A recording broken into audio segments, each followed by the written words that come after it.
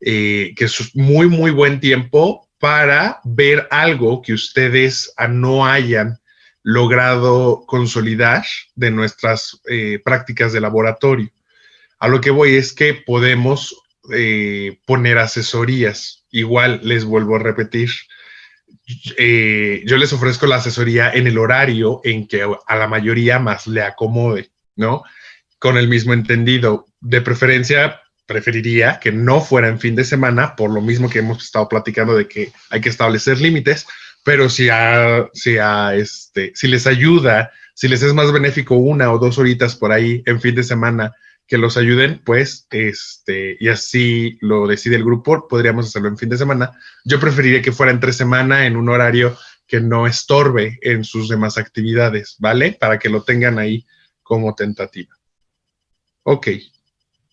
Bueno, pues comenzamos. ¿Tienen dudas respecto a lo que leyeron en su manual, a algo de volúmenes y capacidades pulmonares? Sí, yo sí. Pero bueno, es como un concepto. Entonces no sé si te lo digo de una vez o conforme vayamos avanzando. Dímelo y ya si nos vamos a detener en ello, te digo que lo vamos a ver, si no, lo explicamos. Es solo una aclaración, o sea, no sé si ventilación pulmonar y ventilación minuto es lo mismo. ¿Y qué es ventilación pulmonar? Porque como que no entendí bien. Ok, eso lo vamos a ver en la parte de espirometría, ¿vale? Entonces, okay. si todavía queda la duda después de ver espirometría, me lo vuelves a repetir. ¿Sí? Ok. Bueno, voy a usar esta plantilla que elaboró mi amiga Zitlali, que también es responsable del laboratorio. Entonces, vamos a ver nuestra práctica de volúmenes y capacidades pulmonares. Entonces, vamos a empezar hablando del aparato respiratorio, ¿no?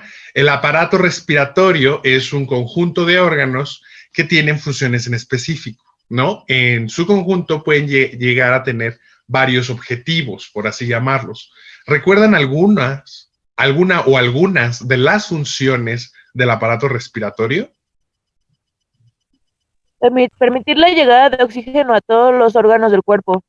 Excelente, ¿no? Y esa debería ser la principal en la que pensemos, ¿no? La transferencia o difusión de gases hacia los demás tejidos. Ahora aquí voy a hacer una precisión.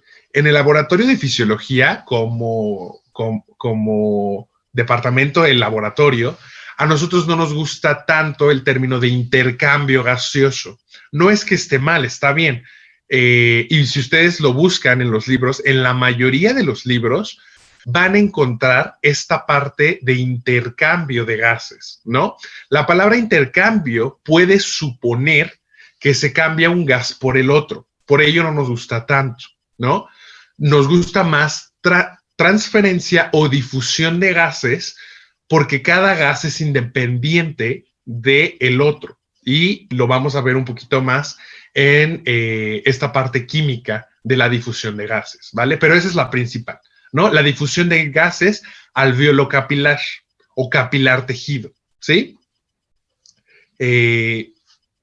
¿Cuál sería otra función del aparato respiratorio?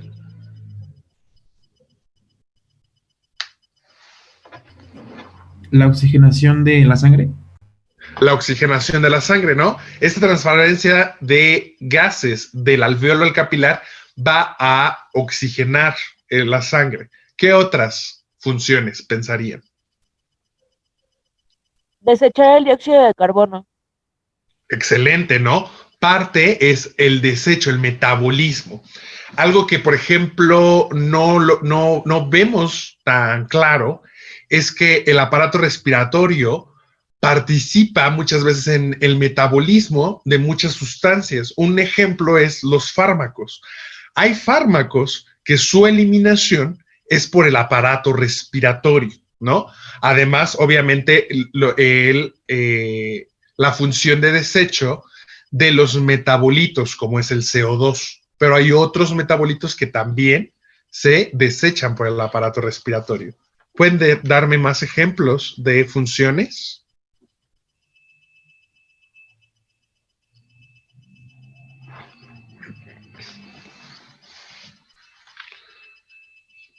Bueno, el aparato respiratorio tiene diferentes funciones muy variadas, ¿no?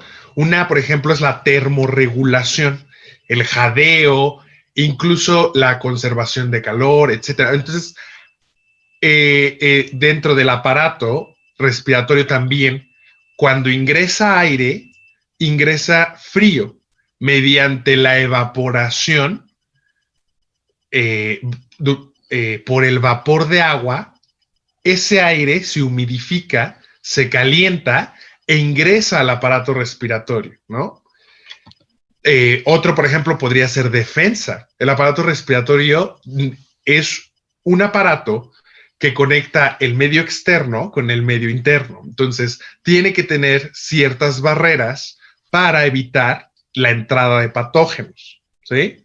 El sentido del olfato es muy importante para el aparato respiratorio, ¿no?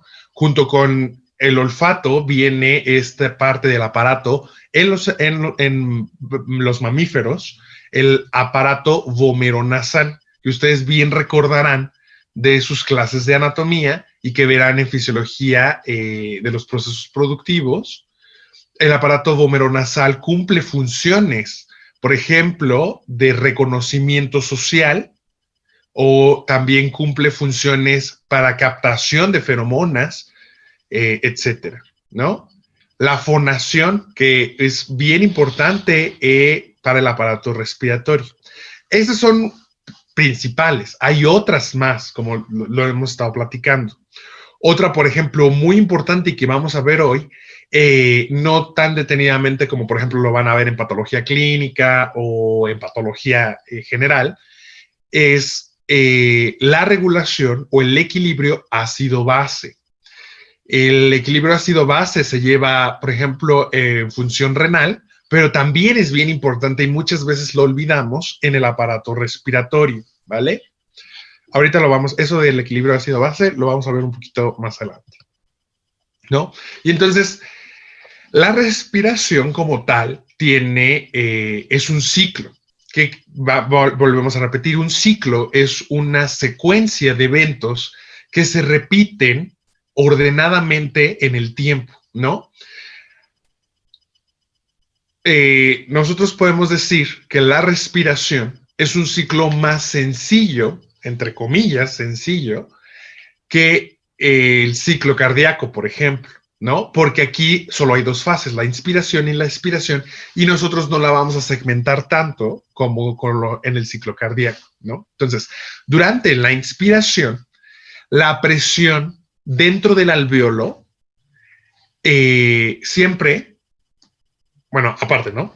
La presión intraalveolar o alveolar va a estar en relación con la presión atmosférica. Durante la inspiración, la presión que presenta el alveolo es menor a la atmosférica. Aquí volvemos a lo mismo. Aquí el movimiento, el flujo de aire, el flujo de gases va a ser a favor de su gradiente de concentración, ¿no? Entonces, para que el aire ingrese al aparato respiratorio, es preciso que la presión alveolar sea menor a la presión atmosférica. De esta forma, el flujo de aire es hacia el aparato respiratorio. ¿Cómo se consigue eso? Bueno, hay músculos que protruyen las costillas, la caja torácica. Si la caja torácica se ensancha, ese ensanchamiento, ustedes saben por sus clases de anatomía que tenemos la pleura y el líquido pleural. Los pulmones no están firmemente adheridos a la caja torácica. Están adheridos gracias a esta pleura. Entonces, el espacio pleural es un espacio que tiene una presión negativa. Entonces, va a adoptar la forma de la caja torácica, ¿sí? Si la caja torácica se expande, la caja torácica se está expandiendo y esa presión de la pleura disminuye y hace que los pulmones se expandan, haciendo que la presión alveolar disminuya. ¿Vamos bien hasta acá? Saben que si tienen alguna duda pueden interrumpirme. Ok, entonces, la presión alveolar disminuye con respecto a la presión atmosférica y el aire ingresa. Caso contrario con la expiración. Para que el aire salga del aparato respiratorio, es preciso que la presión alveolar se adquiera valores superiores a la presión atmosférica. ¿Sí? Entonces, ¿cómo sucede esto? Puede suceder de dos formas. De una forma pasiva o de una forma activa. La forma pasiva es simplemente con la relajación de los músculos inspiratorios que ya fueron contraídos, ¿sí? Si dejamos de contraer los aparatos que protruyeron las costillas, si se relajan, la caja torácica vuelve a su estado normal, ¿sí? Y el pulmón también se vuelve a su forma original. ¿Me expliqué? Esa es la forma pasiva. La forma activa es mediante músculos expiratorios, la contracción expiratoria. Entonces, ¿cuándo es pasivo y cuándo es activo? La expiración activa es cuando se requiere de un mayor esfuerzo. Por ejemplo, en el ejercicio, la expiración es activa. Se contraen músculos expiratorios, que son tanto costales como los músculos intercostales internos, el serrato caudal, por ejemplo, pero cobra mayor fuerza los músculos de la prensa abdominal, el recto abdominal, los oblicuos abdominales y el transverso abdominal. ¿Sí recuerdan esos músculos? Por ejemplo, que vendría aquí, sería un músculo. Sí ven mi cursor, ¿verdad? Sí, Beto. Ok. Este músculo que viene acá sería un músculo abdominal.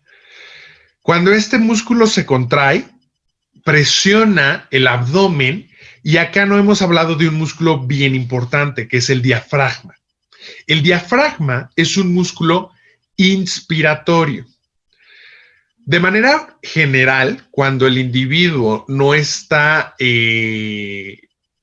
tiene una respiración normal, que no requiere una profundidad extra, los dos músculos, o los dos grupos de músculos, mejor dicho, que se contraen, son los músculos intercostales externos, que van acá.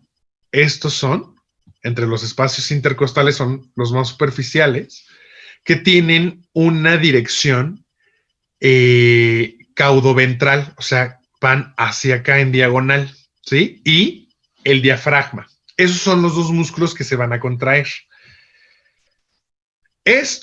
Los músculos intercostales externos, protruyen esta costilla hacia adelante, esta costilla hacia adelante, entonces todo el arco costal lo llevan hacia adelante. Ustedes recuerdan que el diafragma iría acá y tiene una forma de cúspide. Cuando se contrae, ese diafragma se lleva hacia abajo, incluso puede llegar a una forma plana de acá. ¿Sí me expliqué? Entonces, estas dos, vean la diferencia entre este arco costal y este arco costal. Acá, la caja costal aumenta de diámetro dorso-ventral, pero también aumenta de longitud. ¿Sí me expliqué el por qué? Se amplía ventrodorsal gracias a que las costillas se protruyen y aumenta longitudinalmente gracias a que el diafragma baja. De manera general, cuando el individuo no requiere una expiración activa, cuando se relajan estos músculos, se vuelve a adoptar la forma de la caja costal y eso es suficiente para aumentar la presión alveolar por arriba de la presión atmosférica. Sin embargo, cuando se requiere de una mayor fuerza en la profundidad de la inspiración, hay otros músculos inspiratorios que les vamos a llamar accesorios. Por ejemplo, el serrato craneal. Si se dan cuenta, es bien fácil aprenderse cuáles son músculos inspiratorios y cuáles son los músculos expiratorios si ustedes conocen los músculos. Ok, me dice que la sesión va a expirar en 10 minutos, no sé por qué, pero vuelvan a ingresar con la misma liga, ¿vale? Entonces, si nos llega a cortar, vuelven a ingresar con la misma liga. Aquí, el serrato craneal, vean cómo también tiene una dirección caudo-ventral en esta forma. Este serrato va también a ayudar a que estas costillas se eleven. El escaleno, que también es un músculo inspiratorio, va a favorecer que las costillas también vayan hacia adelante. Entonces, todos los que sean músculos que lleven las costillas hacia adelante van a ser músculos inspiratorios, ¿sí? Los músculos que lleven las costillas hacia atrás van a ser músculos expiratorios, como es el caso de los músculos intercostales internos. Por ejemplo, aquí se ven, ¿no? Se ven poquito, pero ustedes ya los estudiaron en anatomía y recuerden que tienen una dirección cráneo-ventral que va a ser perpendicular a los músculos externos, intercostales externos, ¿no? Por ejemplo, el serrato caudal va a tener una dirección contraria al serrato craneal. Entonces, todos los músculos que lleven para atrás las costillas van a ser músculos expiratorios. La prensa abdominal, por ejemplo, aquí vemos el recto abdominal. La prensa abdominal lo que va a hacer es aumentar la presión del abdomen y va a forzar que el diafragma suba, ¿sí? Por eso es bien importante los músculos abdominales en la expiración activa. Ok, entonces seguimos. Ya no me puedo mover.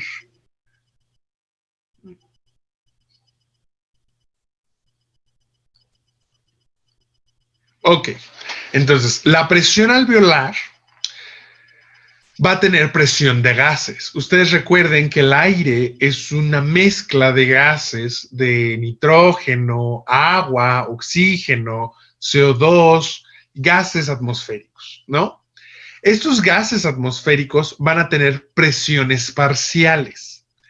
La presión de aire va a ser la suma de todas las presiones parciales de los gases. Entonces, hay en esta parte que le vamos a decir sangre venosa, va a haber una presión venosa de oxígeno y presión venosa de CO2. Si se dan cuenta, la sangre venosa o la que le llamamos sangre venosa, entre los dos gases va a tener una presión parcial muy similar. La presión alveolar va a diferir. En la presión alveolar se está intercambiando constantemente con la presión que hay en la atmósfera de los gases. Si se dan cuenta, la presión alveolar de oxígeno va a ser mayor a la presión alveolar de CO2. ¿Sí? Y vamos a tener la que le dicen la sangre arterial, que la sangre arterial va entre las tres, va a diferir en presiones parciales de oxígeno y presiones parciales de CO2. Si se dan cuenta, acá el oxígeno, la presión parcial de oxígeno viene disminuida. De ello a que varios autores le digan sangre desoxigenada. lo cual no es del todo correcto. ¿Por qué? Porque desoxigenada da a entender a que no tiene oxígeno.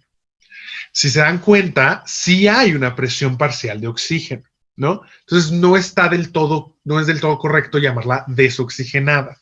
Entonces aquí lo que está sucediendo es que va a difundir a favor de su propio gradiente de concentración. Entonces, el oxígeno va a difundir del alveolo hacia la sangre en la parte venosa. Caso contrario con el CO2. Conforme la sangre avanza, el CO2 del metabolismo de todas las células del organismo se va a ir incorporando al torrente sanguíneo hasta llegar a los alveolos. Cuando llega a los alveolos, el CO2 difunde a favor de su propio gradiente de concentración y su propio gradiente de presión, y va a ser de la sangre venosa hacia la sangre alveolar. Si se dan cuenta, esta transferencia de gases es a favor de su propio gradiente. Por eso no se utiliza, o no, nosotros no vamos a utilizar tanto el término intercambio, ¿sí? Es independiente. Por ejemplo, si ustedes han visto esta parte de cuando la gente se pone nerviosa e empieza a hiperventilar, lo que hacen es ponerles una bolsa, normalmente una bolsa de papel, para que respiren los propios gases que están exhalando. ¿Por qué? Porque cuando se hiperventila, se elimina mucho el CO2. El CO2, como nosotros lo vamos a ver, tiene una relación con el pH, ¿sí? Si se saca mucho CO2, vamos a tener una alcalosis respiratoria, ¿sí? Entonces, acá en la sangre arterial, vean cómo es muy similar a la presión alveolar, ¿sí? Y vean también, este esquema está bien padre porque nos da cuenta de que esta sangre venosa, aquí vendrían las arterias pulmonares, y en la sangre arterial vendrían las venas pulmonares. Entonces, es parte de que ustedes ya saben toda esta parte de la anatomía de los vasos sanguíneos del aparato respiratorio. ¿Dudas con esta parte de las transferencias de gases alveolo capilar? Beto, nada más me podrías volver a repetir lo que produce la alcalosis respiratoria, por favor.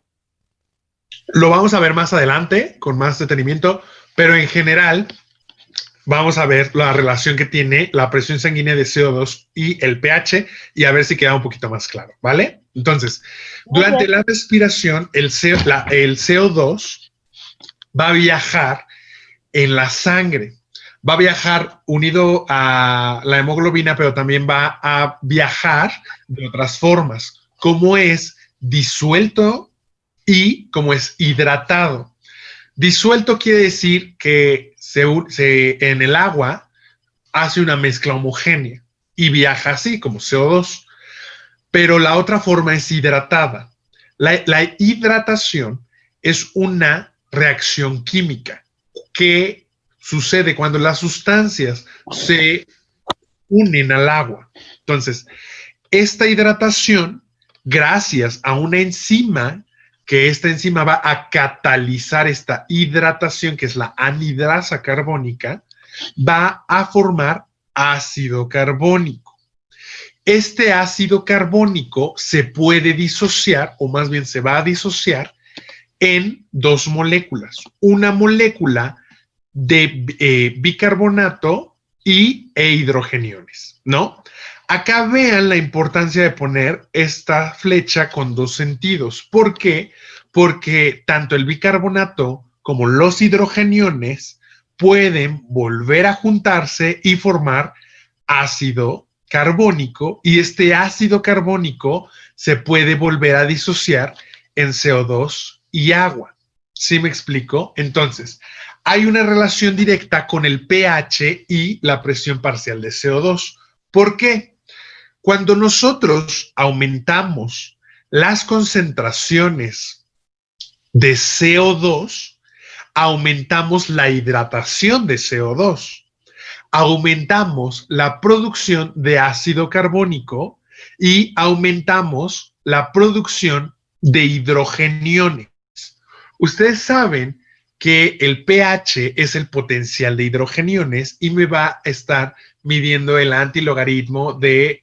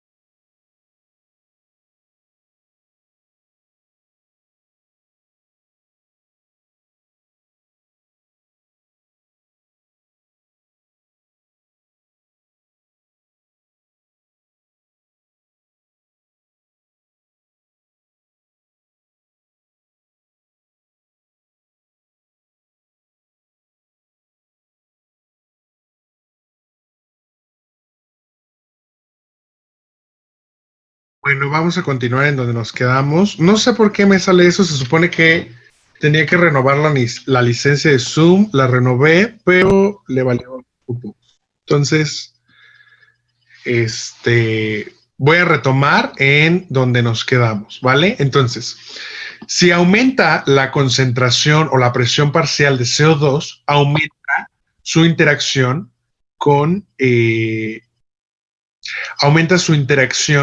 con el agua, aumenta su hidratación, aumenta la producción de ácido carbónico y aumenta la producción de hidrogeniones. A un aumento de hidrogeniones decimos que baja el pH, ¿sí? Y ese es un pH ácido. ¿Dudas hasta acá? ¿Vamos bien? Ok. Entonces, ¿qué pasa en la hiperventilación? Cuando la gente se pone muy nerviosa y empieza a hiperventilar, lo que está sucediendo acá es que constantemente se está movilizando esta presión venosa de CO2 hacia el alveolo, y el alveolo empieza a expulsar en gran medida el CO2, ¿sí? Eso pasa durante la hiperventilación. Disminuye la presión de CO2, disminuye su hidratación, disminuye la producción de ácido carbónico y finalmente eso tiene una disminución en los hidrogeniones. Si disminuyen los hidrogeniones, vamos a tener un pH elevado y va a ser un pH alcalino. Ninguna de las dos formas está bien, ni que sea ácido ni que sea alcalino. Recuerden que la sangre tiene un pH alrededor de 7.4, ¿no? Una alcalosis respiratoria puede tener efectos negativos y por ello, cuando a la persona se le pone la bolsa de papel para que hiperventile en esa bolsa, lo que está haciendo es expulsar el CO2, pero volverlo a incorporar. ¿Sí me expliqué? Entonces, la bolsa de papel que ustedes ven cuando la gente se pone nerviosa y empieza a hiperventilar, ayuda a evitar la alcalosis respiratoria. ¿Sí quedó más claro esta parte? Sí. Sí. Perfecto. Entonces, vamos a ver la espirometría. La espirometría, voy a salirme de aquí, voy a dejarles de compartir mi pantalla para compartirles. Aquí está.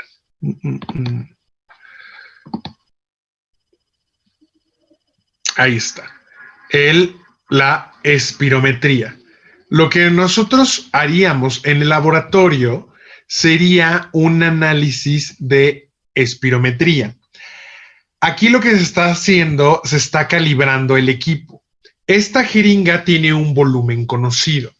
Lo que vamos a hacer es un volumen de 500 mililitros. Lo que está haciendo aquí la doctora es decirle al equipo, cuando yo te pase esto, te estoy pasando 500 mililitros. Y con ello, el equipo tiene referencia para transducirnos el volumen de aire que se está pasando a través del transductor de flujo aéreo. Entonces, aquí este es un filtro bacteriológico y este es un transductor. Lo que se va a hacer es poner una boquilla a el filtro bacteriológico y una persona va a respirar a través de esto. Cada vez aquí tiene una pequeña, ese es el filtro bacteriológico. El transductor lo que va a hacer, aquí está, por ejemplo, se va a poner, solo se va a respirar por la boca para movilizar todo el aire a través del transductor. Aquí hay una pequeña membrana. Cada vez que se exhala, va a manejar la membrana y cada vez que se inhala también. Entonces, lo que me va a hacer transducir una señal de flujo aéreo a nuestro biopack. ¿Sí? Esa es la boquilla, se le pone para que no respire por la nariz. Y lo que se haría es conectar esto a el biopack, se calibra y posteriormente lo que se hará es obtener una gráfica que ahorita vamos a ver más adelante. Esta gráfica, aquí tenemos litros que nos expresan una cantidad de aire y en el eje de las X me va a manejar tiempo. Cada vez que vea una deflexión hacia arriba, va a ser ingreso de aire y cada vez que vea una deflexión hacia abajo, va a ser salida de aire. Entonces, aquí en la espirometría nos permite ver los ciclos respiratorios, ¿sí? Además de esto, nosotros lo vamos a hacer cuando el individuo está en reposo. Lo que nosotros haríamos en el laboratorio es ponerle esto y que la persona respire, se adecue a esto. Porque no es tan normal que la gente respire por la boca haciendo este esfuerzo, sujetando esto. Entonces, lo que nosotros hacemos es tomar un registro largo para que las personas se adecúen Y una vez que eso ya tenemos un volumen que ahorita vamos a ver más adelante. Después le vamos a pedir que haga una inspiración máxima y continúe haciendo una respiración normal. Después de esto, vamos a pedirle que haga una expiración lo más profunda que pueda, ¿sí? Y posteriormente vamos a solicitarle que haga una inspiración máxima y inmediatamente después una expiración máxima, ¿sí? Entonces, acá lo que yo voy a tener, si se dan cuenta, aquí viene una inspiración y una expiración. Esto es este es el ciclo respiratorio, ¿sí? Acá se componen las dos fases. Después yo le pido que inspire lo más que puede y llega a este punto, regresa a lo normal. Esto lo vamos a ver un poquito más adelante. Y después le solicitamos que expire lo más que puede, ¿sí? Vamos a obtener unos volúmenes que vamos a ver más adelante. Y lo que vamos a tener es posteriormente les vamos a solicitar que hagan una inspiración máxima conjunto a una expiración. Posterior a que ya realizó esto, vamos a solicitar que haga un ejercicio moderado para ver los cambios que se presentan en la espirometría durante el ejercicio. La espirometría normalmente no es una técnica rutinaria en veterinaria. ¿Por qué? Por lo mismo que nosotros le estamos solicitando al individuo que haga una inspiración, una expiración. Si yo le pongo todo a un perro y le digo, ahora inspira lo más que puedas y ahora respira normal, y ahora, no, yo no puedo hacer eso, vaya, y no lo puedo hacer con ningún animal. Sí se pueden obtener los volúmenes por otros métodos que también se llaman espirometría, pero no como nosotros lo estaríamos haciendo en nuestro laboratorio. ¿Dudas hasta acá?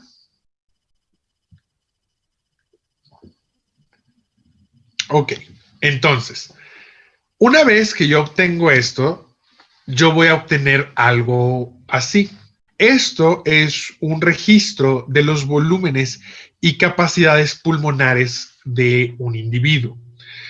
Si bien yo no puedo solicitarle a un cerdo, a una vaca, a un caballo, a una cabra que tomen la boquilla del transductor de flujo aéreo y respiren a través de la boca, etcétera, lo que yo sí puedo saber es que estos volúmenes y capacidades pulmonares que yo conozco gracias a la fisiología humana es aplicable a la fisiología animal. Al volumen de aire que en este sentido está en la área amarilla, ese volumen de aire que se moviliza en el aparato respiratorio en los ciclos respiratorios normales, le voy a llamar volumen respiratorio, volumen corriente, volumen de ventilación pulmonar, o también se le conoce como volumen tidal, ¿sí? Es el aire, es el volumen de aire que ingresa al aparato respiratorio. Normalmente se dice que es el volumen de aire que ingresa en cada inspiración, pero también es muy similar el volumen que ingresa a cada inspiración, que sería esto, al volumen de aire que sale del aparato respiratorio en cada exhalación, que sería esto. ¿Sí me expliqué? Supongamos, porque aquí no tengo los valores, que acá tengo 2500. ¿De cuánto es el valor del volumen corriente? Beto, Sí. Perdón, es que creo que, bueno, estamos viendo todavía la pantalla de YouTube. Ok. Perdón. Sí, Sí, aquí. gracias. Ándale, gracias. Gracias. Aquí, entonces yo les decía que este es el volumen, estos son volúmenes y capacidades pulmonares que se pueden extrapolar a veterinaria, ¿no? Eh, al flujo de aire que ingresa, esta es una inspiración, esta es una expiración, inspiración, expiración, etcétera, ¿sí? Acá, aquí yo no tengo el valor. Supongamos que aquí este es 2500. ¿De cuánto es el volumen corriente?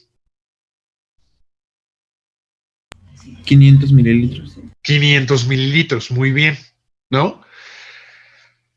Eso es lo que normalmente 500 mililitros es un valor establecido en humanos.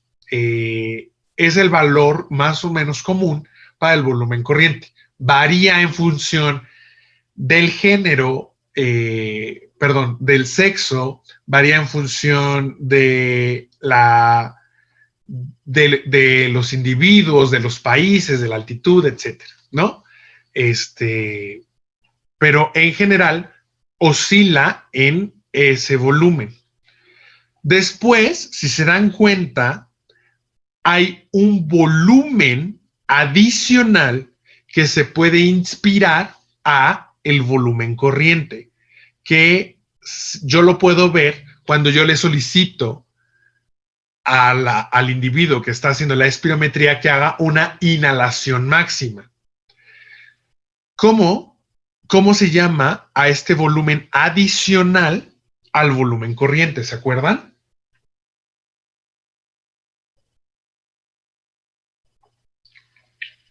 O ya no llegaron a esa parte porque eran los anexos del manual.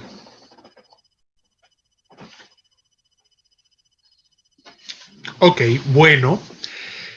Aquí yo voy a tener dos volúmenes de reserva. Tengo un volumen de reserva inspiratorio, que ya no me puedo mover. A ver, espérenme tantito. Ok. El volumen de reserva inspiratorio es un volumen adicional que se puede ingresar, ¿sí?, al aparato respiratorio. ¿Adicional a quién? Adicional al volumen corriente. Después yo tengo un volumen de reserva expiratorio y lo puedo ver cuando yo le solicito al individuo que haga una expiración forzada máxima. Si se dan cuenta, el volumen de reserva inspiratorio es superior al volumen de reserva expiratorio. ¿Por qué? Por la sencilla razón de que tengo un volumen residual. ¿Qué quiere decir volumen residual? Normalmente, cuando nosotros o los individuos realizan una expiración máxima, nosotros no podemos sacar todo el volumen de aire que contienen los pulmones. Si ustedes recuerdan, hay un líquido surfactante en los pulmones que impiden que los pulmones colapsen. Y eso tiene ventajas fisiológicas.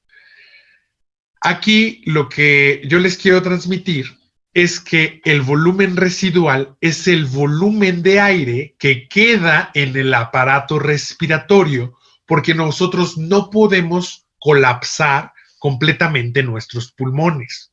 ¿Sí? ¿Sí se explicó? Sí. Ok.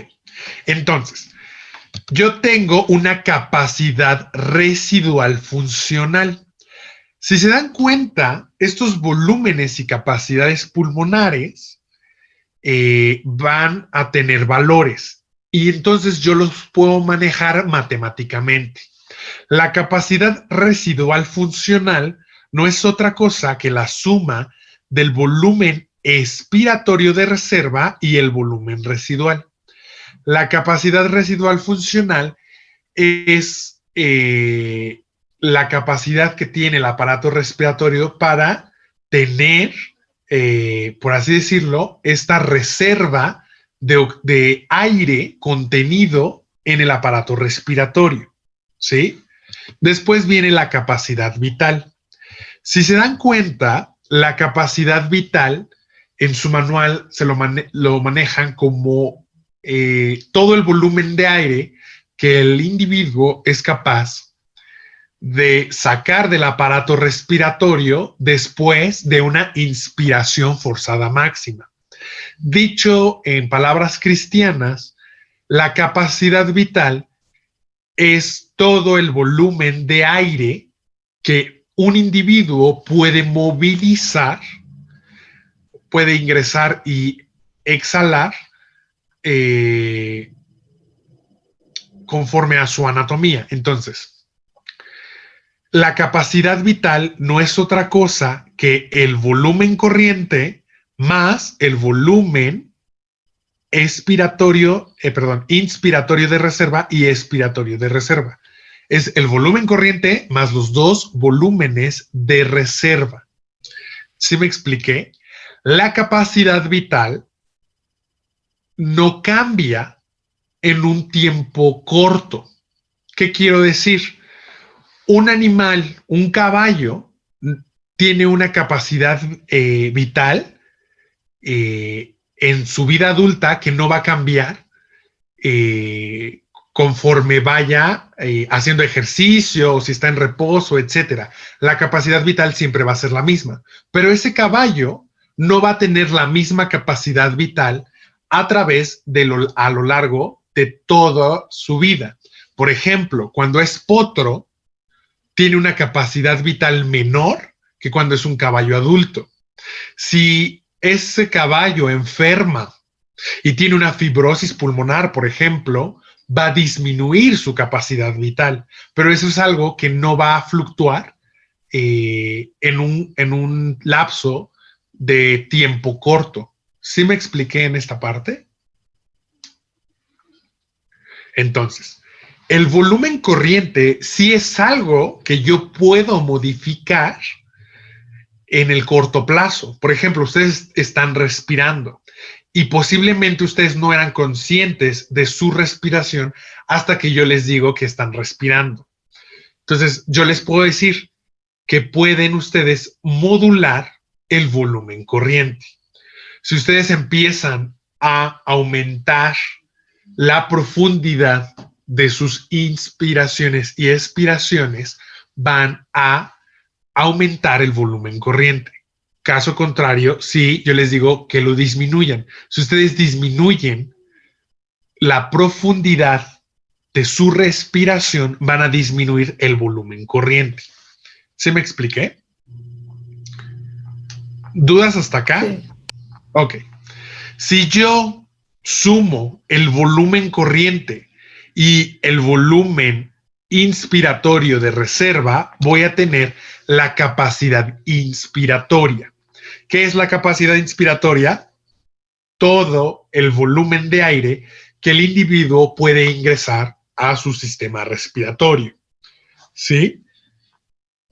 Y al final voy a tener la capacidad pulmonar total.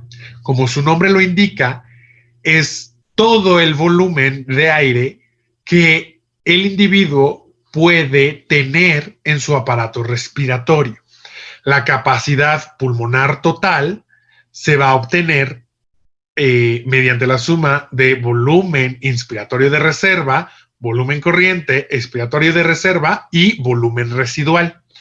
O, dicho de otra forma, la capacidad inspiratoria más la capacidad residual funcional. ¿Me expliqué?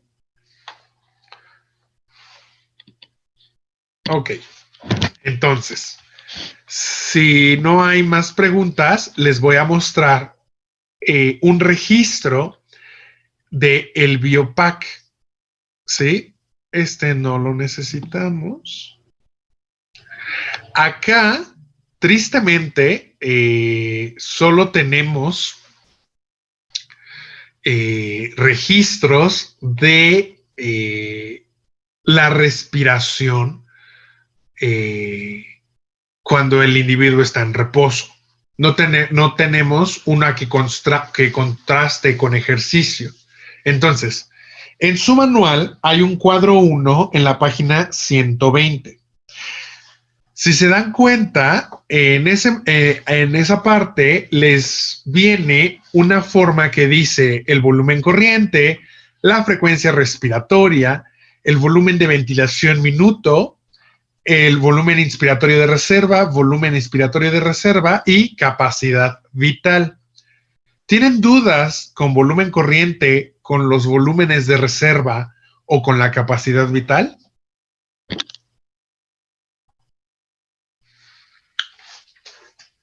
Ok, lo voy a tomar como un no. Vamos a hablar de la frecuencia respiratoria. Ustedes saben que la frecuencia respiratoria es el número de veces que se presenta el ciclo respiratorio en un minuto, ¿no? ¿Dudas con esto de frecuencia respiratoria? Ok. Hay otra fila que dice volumen de ventilación minuto.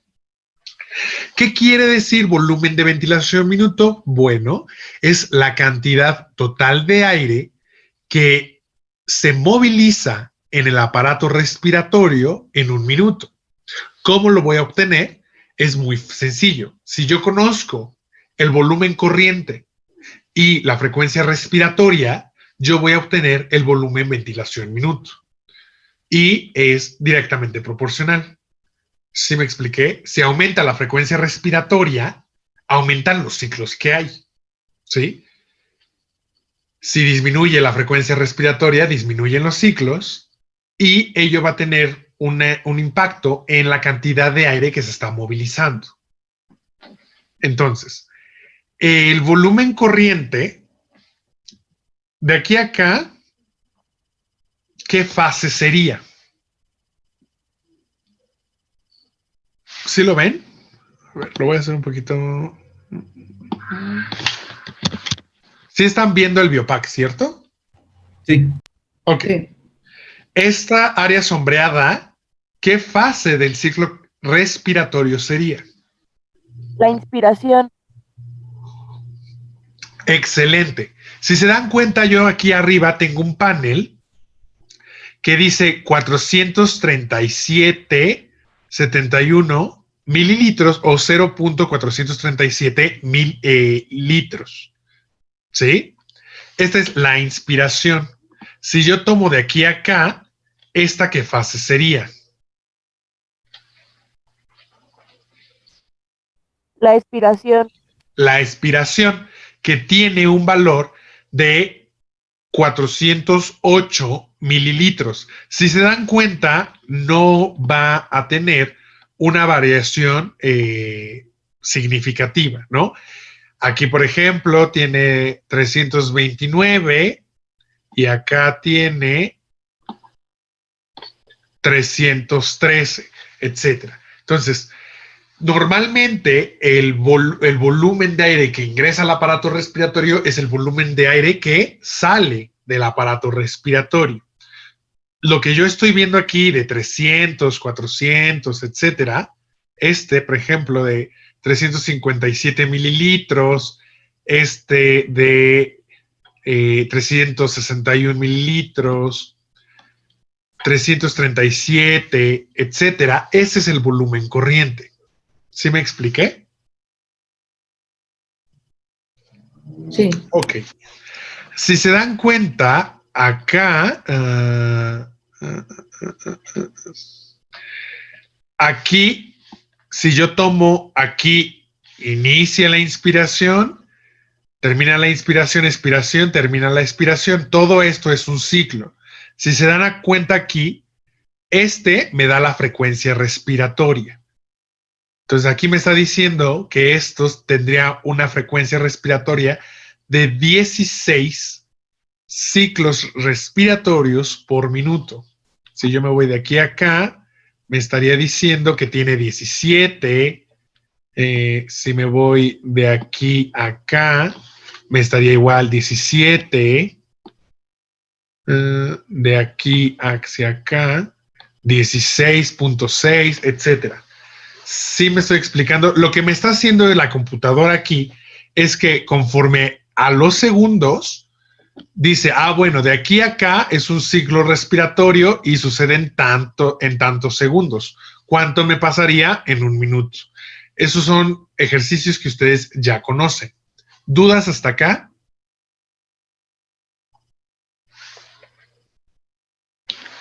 Ok. No. Si no hay dudas, aquí vamos a hacer un ejercicio, ¿no? Aquí yo tengo el volumen corriente. Vamos a tomar este volumen corriente, ¿no? Este volumen corriente me dice que tiene 361.6 mililitros. Entonces, eso, 361.6 va a ser mi volumen corriente. Entonces, pónganlo en su tabla. 361.6 mililitros.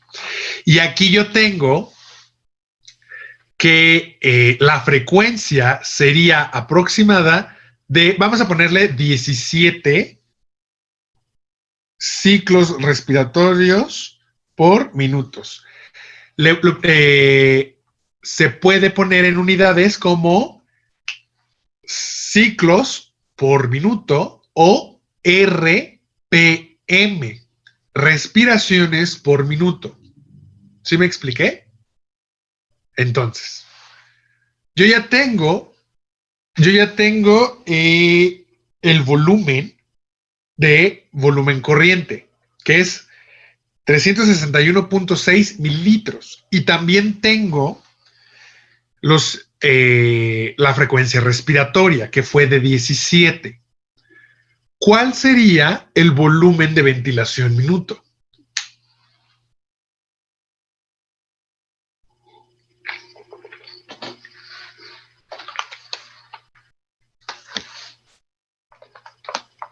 ¿Sí me expliqué?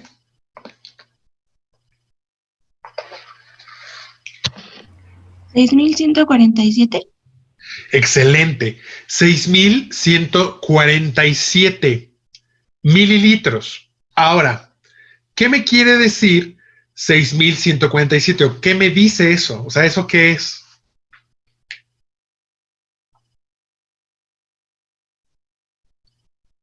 Recuerden que estamos hablando de volumen de ventilación minuto. La Es cantidad la de aire. cantidad de aire que se moviliza en un minuto.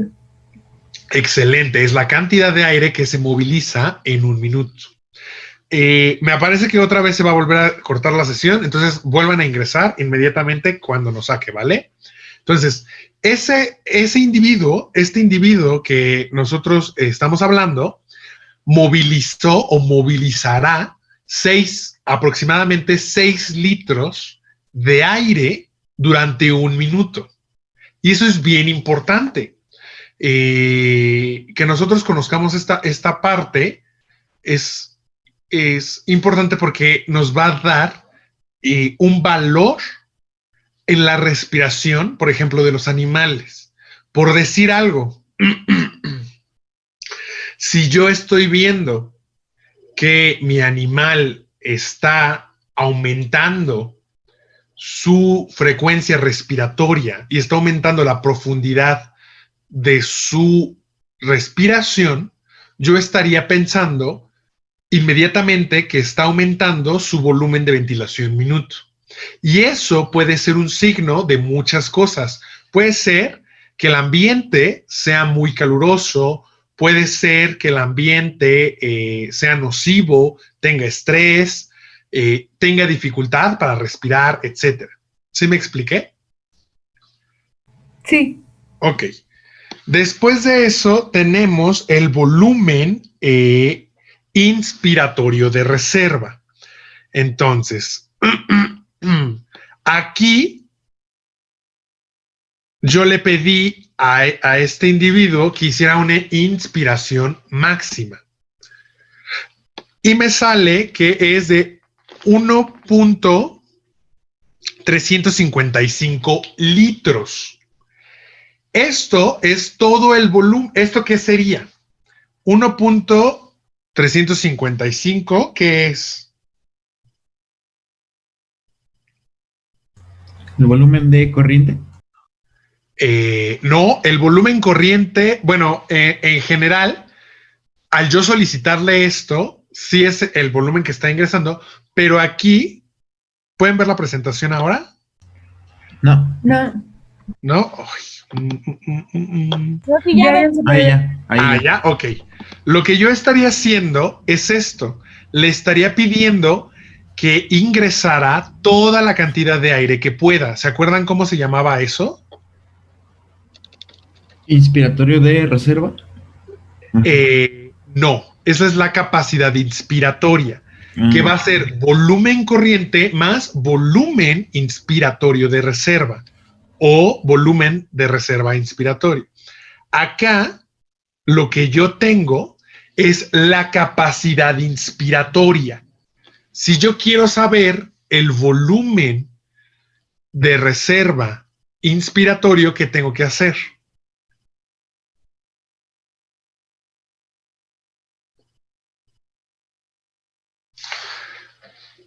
Si todo esto es capacidad inspiratoria y la capacidad inspiratoria es volumen inspiratorio de reserva y volumen corriente, ¿qué tendría que hacer? Restarle el volumen corriente. Excelente, restar el volumen corriente. ¿Cuánto sería eso? Tengo una capacidad inspiratoria de 1.355 mililitros y un volumen corriente de 361.6 mililitros. Vamos a... Serían 993.4 mililitros. Excelente, ¿no? Ese, casi un litro, 900, ¿me lo puedes repetir, por favor? 993.4. Esos 993 mililitros es un volumen de aire que ese individuo puede adicionar a su volumen corriente. ¿Sí me expliqué? Ok. Ahora vamos a ver el volumen expiratorio de reserva, que sería este. Esta viene una inspiración y yo le solicito al individuo que expulse todo el aire que pueda. Entonces, si se dan cuenta, ¿qué sería? Aquí yo tengo mi volumen expiratorio de reserva y aquí tengo mi volumen corriente. Tengo que hacer lo mismo que hice para sacar el inspiratorio. Tengo que restar. Entonces, aquí tengo 1.222 litros, o lo que es lo mismo, 1.222 mililitros. ¿Cuánto me da eso en volumen expiratorio de reserva? Si yo le resto el volumen corriente.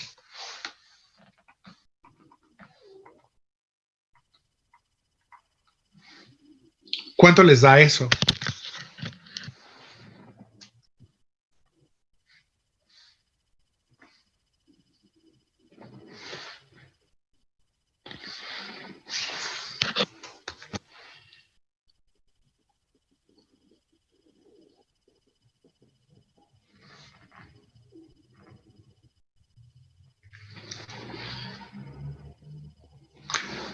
Sería 860. excelente. 860 aproximadamente mililitros de aire adicional que el individuo puede sacar de su aparato respiratorio al volumen corriente. ¿Sí? Ahora, ya tenemos volumen inspiratorio de reserva y ya tenemos volumen expiratorio de reserva. Vamos a hablar de capacidad vital.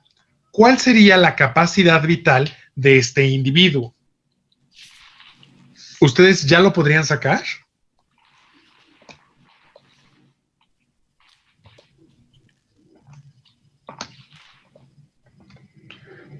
¿Cómo lo sacarían? Ya tengo volumen inspiratorio de reserva, que fue, ¿de cuánto fue? Se saca el volumen con el volumen corriente más el volumen inspiratorio de reserva más el volumen expiratorio de reserva. Excelente. ¿Y cuánto me da esa suma?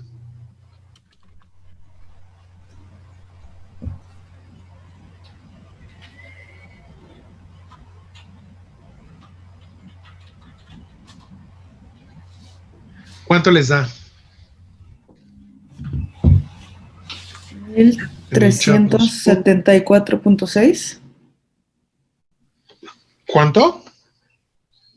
1374.6. ¿No les da más? Ah, no, espérame, sí. Está Me mal. dio 2215.4 mililitros. 2200, ok. Acá en el chat nos preguntan cuál era el volumen de reserva expiratorio. Es de 861.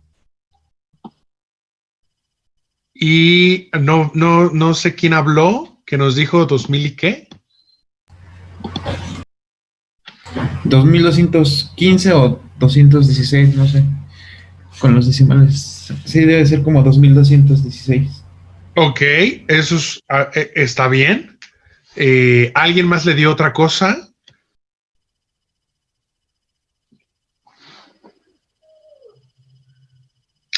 Aquí lo que yo estaría haciendo es seleccionar la inspiración máxima y después la expiración máxima. Esta sería la capacidad vital. Si se dan cuenta, aquí en el programa me dice que es 2000.038 litros o, perdón, 2.038 litros o 2038 mililitros. A mí me da aproximadamente 2200, algo así. Entonces, acá lo que estaría sucediendo es que el individuo a veces no es tan fácil movilizar todo el aire. Yo pensaría que este individuo tiene una capacidad vital cercana a 2200. ¿Sí me expliqué? ¿Dudas de la espirometría? No. Ok. Si se dan cuenta, en su manual, al lado viene una tabla de ejercicio.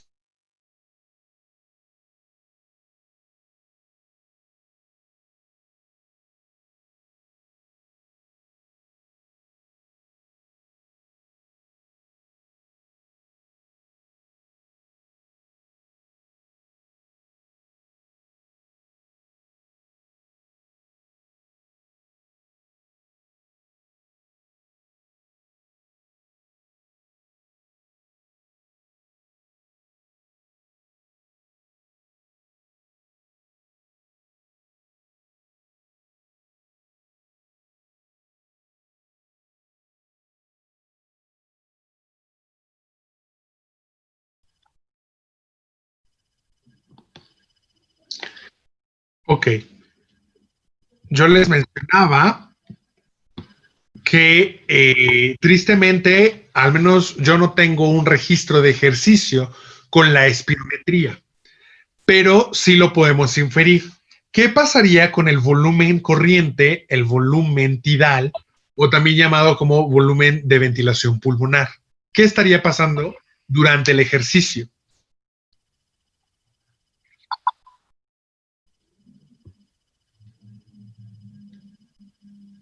¿Qué se les ocurre?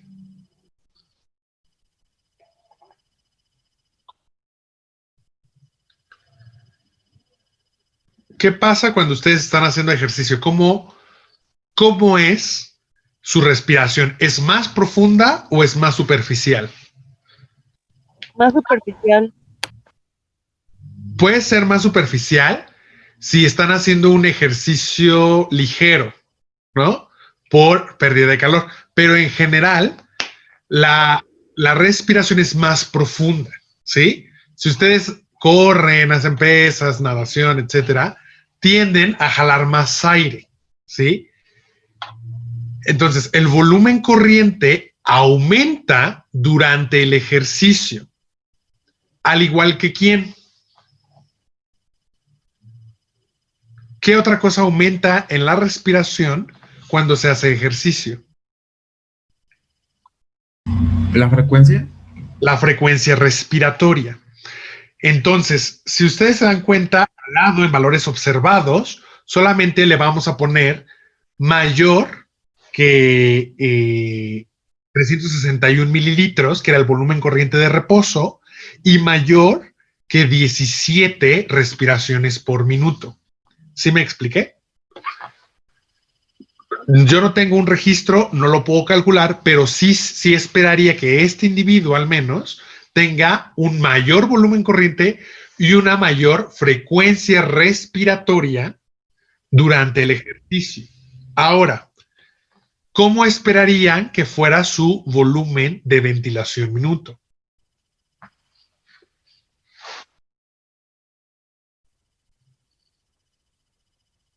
Que Mayor. está aumentado.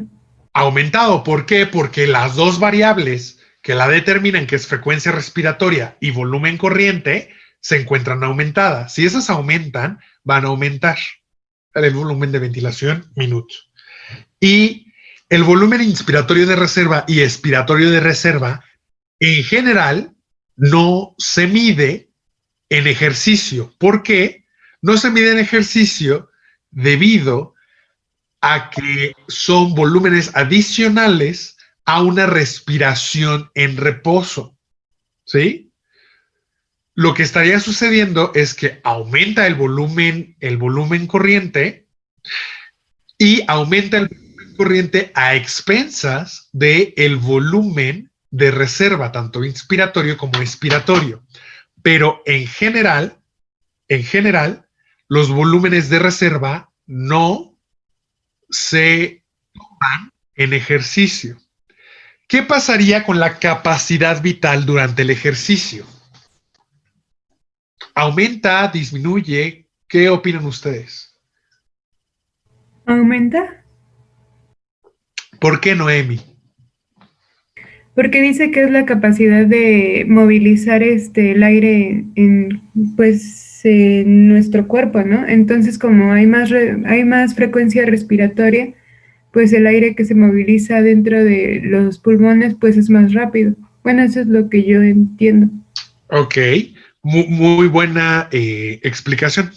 Aquí lo que vamos a tener es que la capacidad vital no aumenta durante el ejercicio. ¿Por qué? Si bien es cierto lo que dice Noemi, aumenta el volumen de aire que ingresa al aparato respiratorio y también aumenta la frecuencia, la capacidad vital está limitada por la anatomía del animal. Entonces, si ese animal, sus pulmones solo tienen capacidad para movilizar 6 litros de aire, son 6 litros y aunque haga ejercicio, por más ejercicio que haga, no va a poder aumentar más allá de los 6 litros. ¿Por qué? Porque sería lo máximo que sus pulmones pueden alcanzar. No sé si ustedes han hecho un ejercicio muy extenuante y sienten que necesitan aumentar la movilización de aire que ustedes están teniendo y sin embargo no pueden. Ustedes estarían llegando a toda la capacidad vital que tendrían como individuo. Y eso es algo realmente difícil que suceda durante un ejercicio, pero se puede llegar en un ejercicio muy extenuante. ¿Sí me expliqué? Entonces, la capacidad vital no va a variar durante el ejercicio del animal. Hay enfermedades que pueden modificar la capacidad vital y es normal que los individuos modifiquen su capacidad vital conforme van creciendo. Entonces, por ejemplo, un lechoncito que es de 2 kilos, de 4 kilos, 5 kilos, 10 kilos, después llega a a la pubertad, después pasa a ser berraco, etcétera.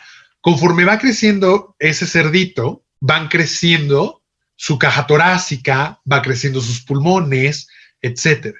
Entonces, conforme va creciendo su capacidad vital.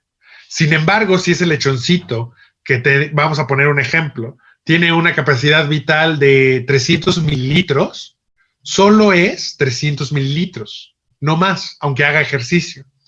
Pero si ese cerdito crece y tiene una capacidad vital de 5 litros, si hace ejercicio va a ser 5 litros y no más.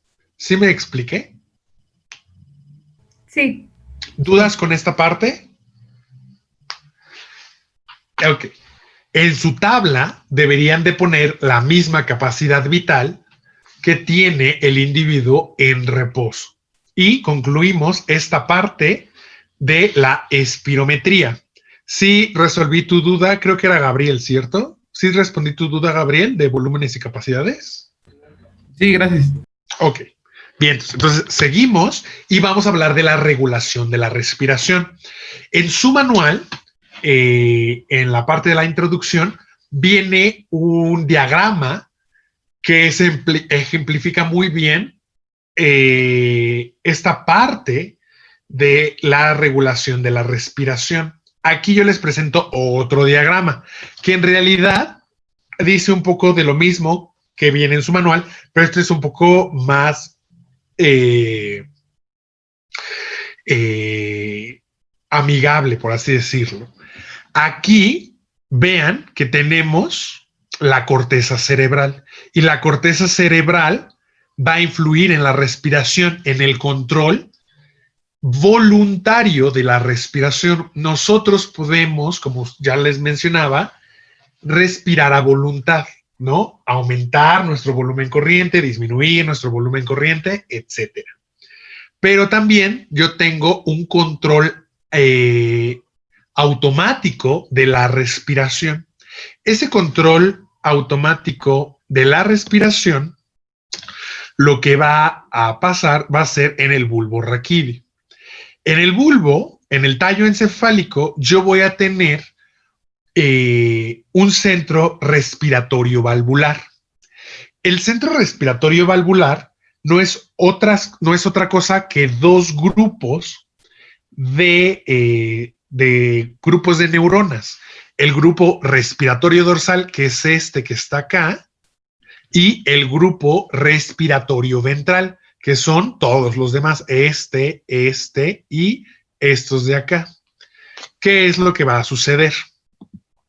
Aquí lo que yo voy a tener son neuronas que van a salir, van a estar interconectados estos grupos entre ellos mismos y además van a ir por el cordón, por la médula y van a salir en el tórax, en las regiones torácicas, lumbares y cervicales de la médula y van a ir a los músculos respiratorios, ¿sí? Entonces, tanto el sistema nervioso central como el centro respiratorio valvular van a controlar vía motoneuronas.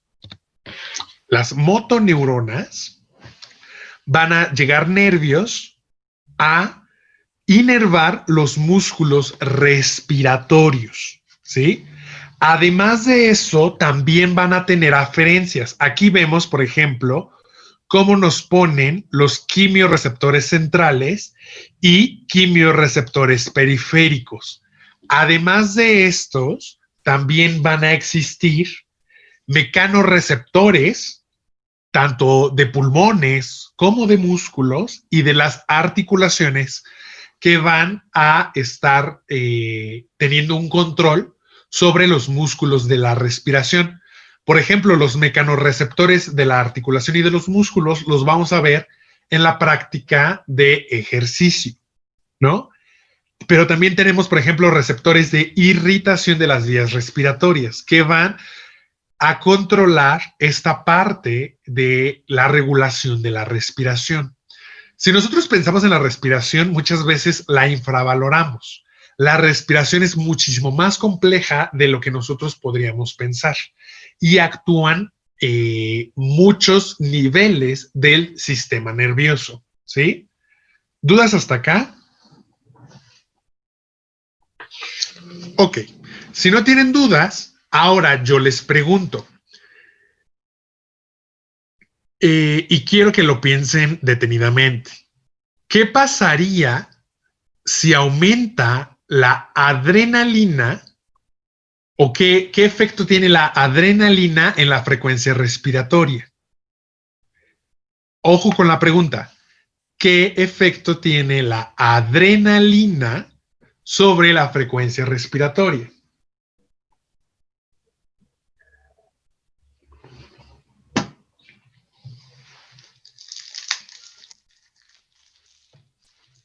¿Quién se anima?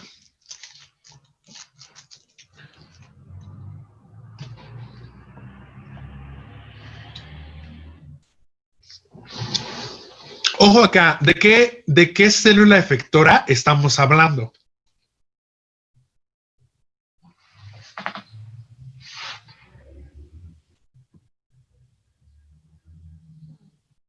¿Sí me escuchan? Sí, Ok. ¿Qué célula efectora estamos viendo? ¿Qué es esta celulita? Una célula muscular. Un músculo estriado esquelético. ¿Qué receptores tiene el músculo estriado esquelético? Seguro ya lo vieron en teoría.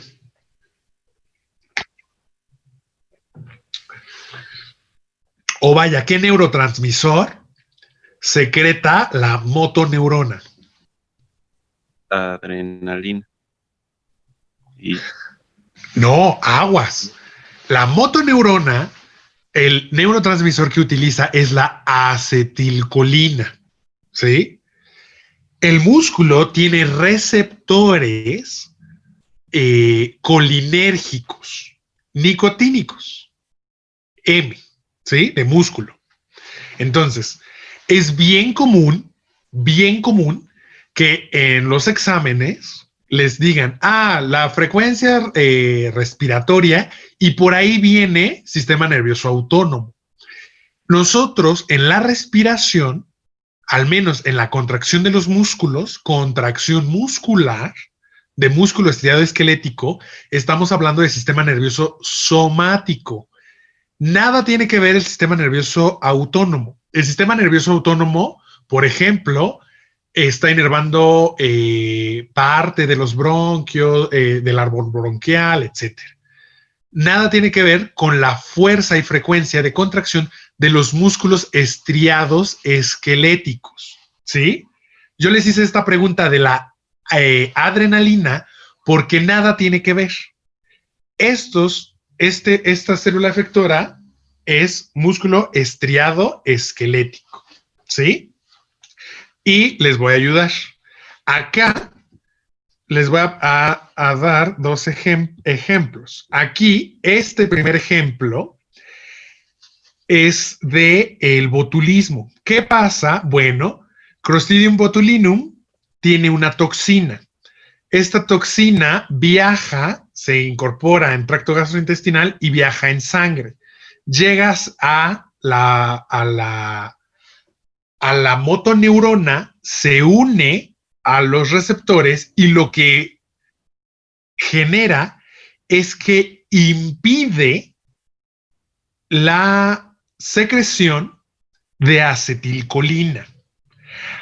Al inhibir la secreción de acetilcolina, ¿qué va a pasar con este músculo? No se va a contraer porque no está recibiendo el neurotransmisor que excita o estimula al músculo estriado esquelético. El botulismo puede llegar a ser mortal debido a que una flacidez de los músculos respiratorios es potencialmente mortal. ¿Sí me expliqué? sí. Ok, Otro ejemplo puede ser Clostridium tetani. No sé si ustedes ya vieron todas estas en bacteriología, pero si no, esto solo es un breviario cultural. No se lo tienen que aprender. Simplemente es para demostrar que es músculo estriado esquelético.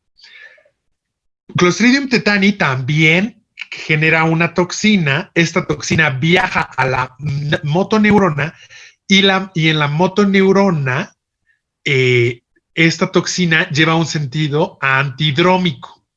Llega y interacciona con la interneurona inhibitoria, bloquea su efecto.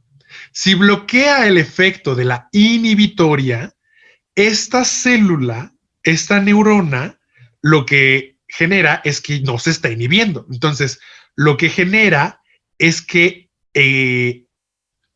estimula al músculo.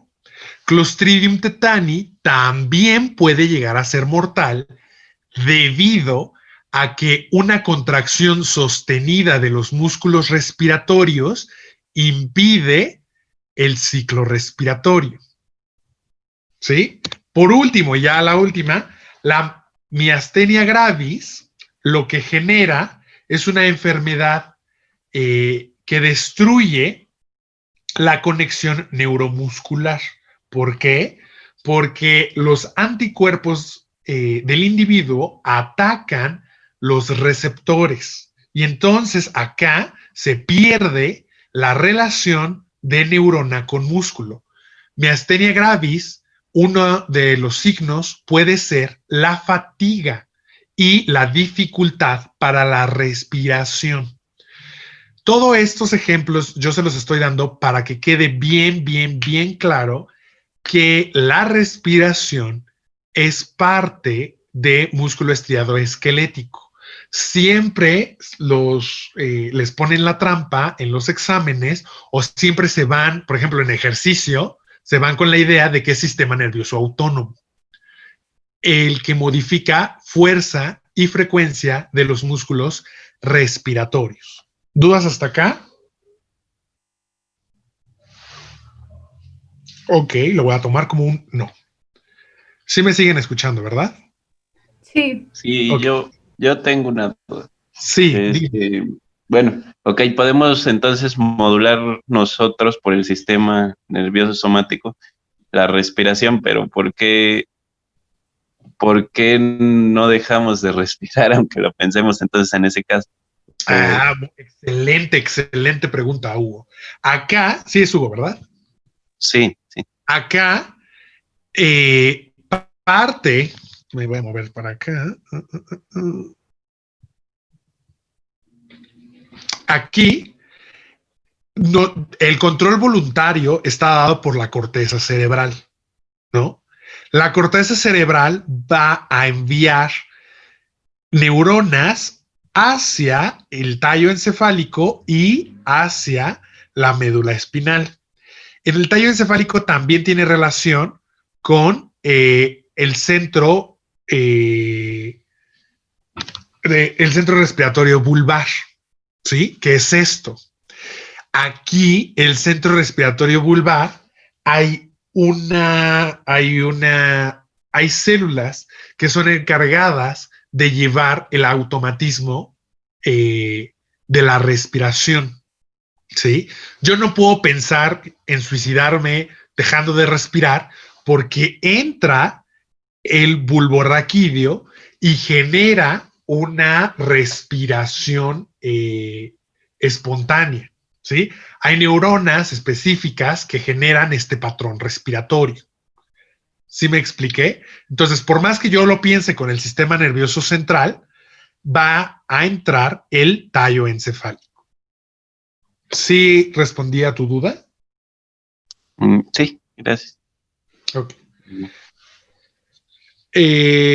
Solamente aquí aprovecho esta imagen para decir que el grupo respiratorio dorsal, esto va directo a la médula e inerva músculos inspiratorios como el diafragma y los intercostales externos, los grupos de la respiración por así llamarlo, pasiva.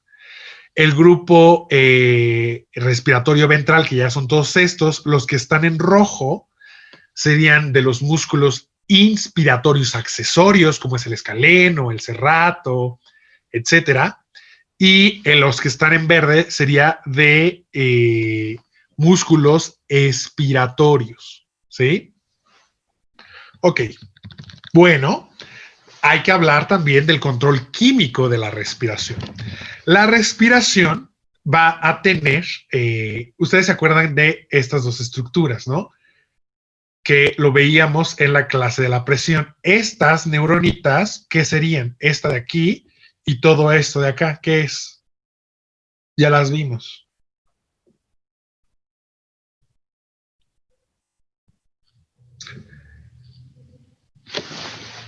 Estas neuronitas son los varorreceptores, ¿sí? Los varorreceptores y estos pequeños circulitos amarillos son los quimiorreceptores. Los quimiorreceptores, su estímulo adecuado son los gases, ¿sí? Y el pH. Vamos a hablar de los quimiorreceptores periféricos. El quimiorreceptor periférico en el arco aórtico se va a mandar sus señales a través del par craneal 10, que es el nervio vago, y los quimiorreceptores en la arteria carotídea los va a mandar por el nervio glosofaríngeo, ¿sí? Estos quimiorreceptores van a sensar las presiones parciales de oxígeno, de CO2 y el pH, y van a mandar las aferencias hacia sistema nervioso central, ¿sí? Entonces, aquí está el arco aórtico, aquí están las carotídeas, par craneal 10 que sale del arco aórtico y lleva información de los quimiorreceptores periféricos en el callado aórtico, y el par craneal 9 que es el glosofaringio, que lleva la información de los quimiorreceptores en el carotídeo y van al núcleo del tracto solitario. Acá en el grupo del tracto solitario van a tener una relación con el grupo respiratorio dorsal y con los grupos, el grupo respiratorio ventral. Recuerden que yo les decía que el grupo respiratorio dorsal va a inervar el diafragma y los músculos intercostales externos. Los grupos del grupo respiratorio de músculos inspiratorios, ¿sí? ¿Por quién? Por medio del nervio frénico. Aquí el neurotransmisor utilizado es acetilcolina, porque estamos hablando otra vez de músculo estriado esquelético, ¿vale? También va a tener relación con el grupo respiratorio ventral, y este va a viajar a través de la médula espinal y va a llegar a los diversos grupos de músculos inspiratorios accesorios, ¿sí? Y grupo de músculos expiratorios. ¿Dudas hasta acá? Entonces, ¿qué pasa? Todo el tiempo, todo el tiempo, los quimiorreceptores están sensando las presiones parciales. Si, por ejemplo, aumenta la presión parcial de oxígeno, disminuye la presión parcial de CO2 y aumenta el pH, lo que estaría pasando es que va a haber una retroalimentación para que los músculos disminuyan, ya sea la frecuencia o ya sea la profundidad o ambas, para mantener la presión de gases y el pH en un límite estrecho. ¿Sí me expliqué? Todo esto va a ser por retroalimentaciones. Les voy a mostrar, aquí otra vez, es acetilcolina. Les voy a mostrar un ejercicio que se hace. Nosotros ponemos un transductor de temperatura y un transductor de distensibilidad, ¿sí? Lo que nosotros hacemos es tomar en reposo. Aquí el de temperatura solamente les recuerdo que cuando el aire ingresa al aparato respiratorio es de una temperatura un poco más fría y cuando sale ya tiene una mayor temperatura. Este sería un aumento en el diámetro torácico, una inspiración, expiración.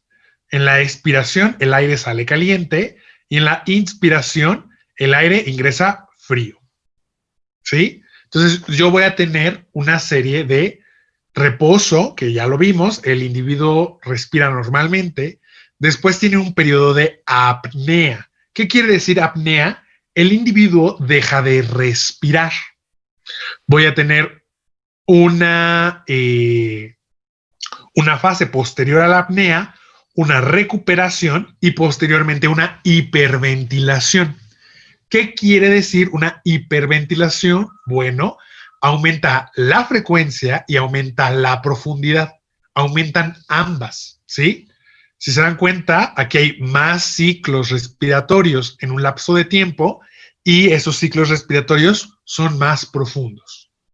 Voy a tener una fase posterior a la hiperventilación y una recuperación, ¿sí? Entonces, en reposo, la presión de oxígeno, la presión de CO2 y la presión de pH van a estar, como nosotros ya lo conocemos, en un estado basal. La presión de oxígeno estaría aproximadamente en 100 milímetros, 100 milímetros de presión. Aquí el CO2 estaría alrededor de 40 y el pH estaría alrededor de 7.4. Eso es algo que ya revisamos. ¿Tienen dudas hasta acá? Ok. ¿Qué pasa en la apnea? Si el individuo deja de respirar, ¿qué pasará con la presión parcial de oxígeno? ¿Aumenta o disminuye?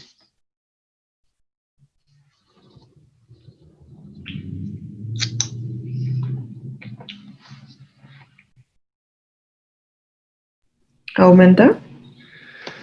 Acá, la presión parcial de oxígeno alveolar disminuye. Si yo dejo de respirar, ya no hay un intercambio entre el alveolo y la atmósfera, pero sigue habiendo un intercambio entre alveolo y vasos sanguíneos. Conforme va pasando el tiempo, la presión de oxígeno puede ir disminuyendo.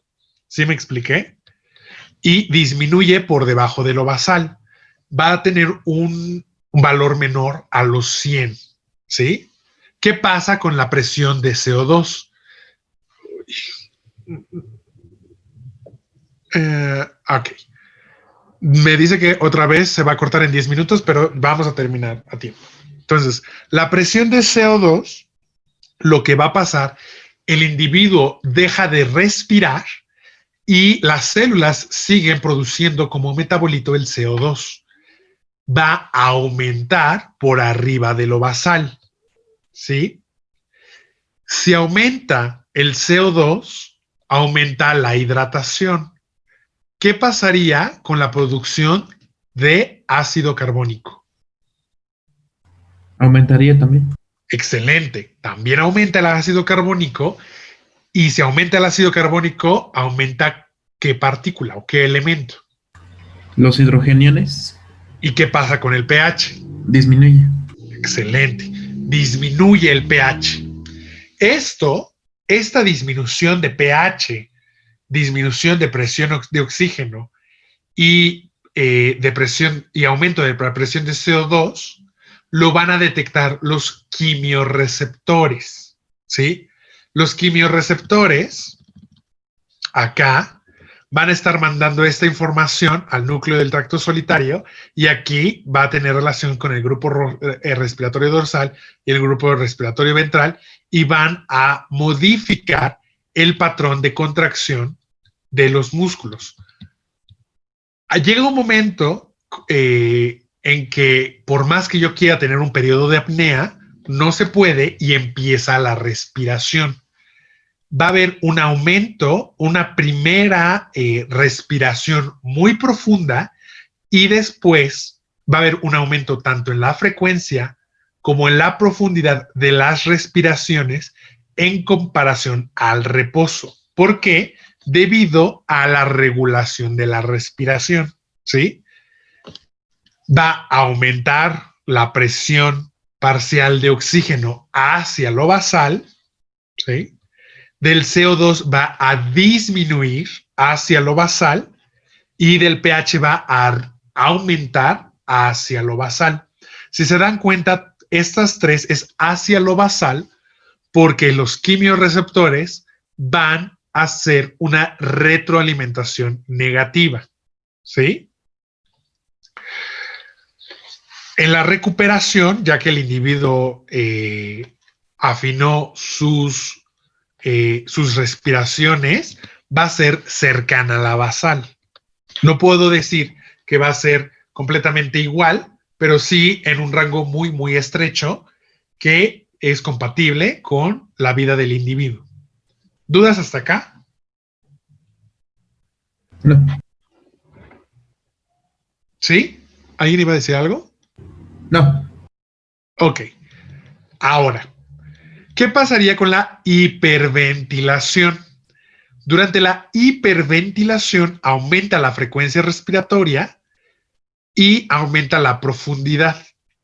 Este aumento de la profundidad y de la frecuencia lo que va a generar es que la presión parcial de oxígeno en la sangre aumente por arriba de lo basal, la presión de CO2 disminuya por debajo de lo basal y es el ejemplo que nosotros hablábamos cuando las personas hiperventilan, ¿sí? Nosotros sabemos que al haber una disminución en la presión parcial de CO2, disminuye la hidratación de y disminuye la producción de ácido carbónico, que va a finalmente dar menos hidrogeniones, lo que genera un aumento en el pH.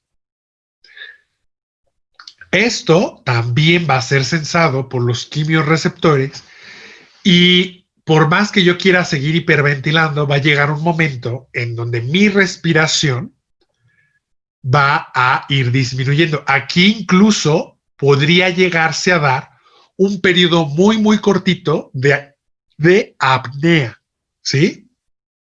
Pero en general lo que se genera es una disminución en la fuerza, en la profundidad y frecuencia del patrón respiratorio.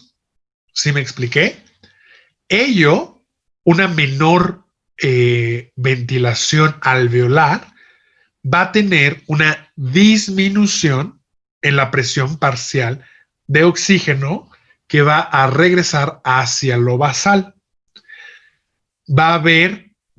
Al haber una menos ventilación del alveolo, va a permitir una mayor acumulación de CO2 y el CO2 va a aumentar hacia lo basal, ¿sí? Y ello implicaría que haya un poco más de hidratación de CO2, un poco más de ácido carbónico y un poco más de hidrogeniones, lo que se vería como una disminución en el pH hacia lo basal, ¿sí?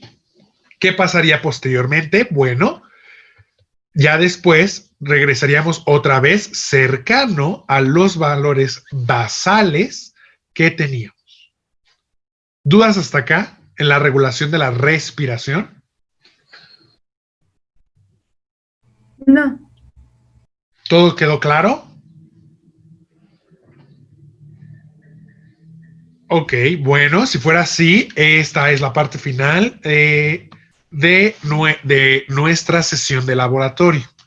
Les reitero, estamos a buen tiempo de comenzar a ver asesorías, a ver algo que no hayan entendido, para prepararse para su segundo colegiado y les vaya muy bien, ¿no? Si no tuvieran dudas, yo les agradezco mucho su atención. Les deseo que tengan un excelente día y nos vemos la siguiente semana. Gracias. Gracias, Beto. Gracias, Beto. Cuídense. Gracias.